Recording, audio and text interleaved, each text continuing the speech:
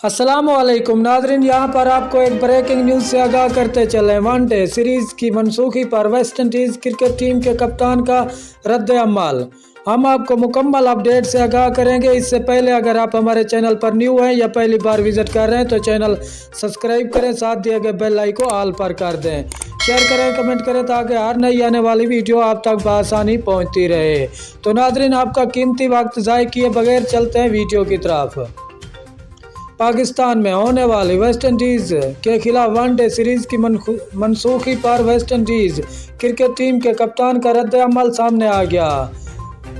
पोरन ने social media सहित Twitter पर जारी एक पैगाम में कहा कि वनडे सीरीज़ की मनसूखी एक नाखुशगवार बात है। उन्होंने ये भी कहा कि पाकिस्तान और वेस्ट इंडीज़ की टीमें खोलकर खेल रही थीं।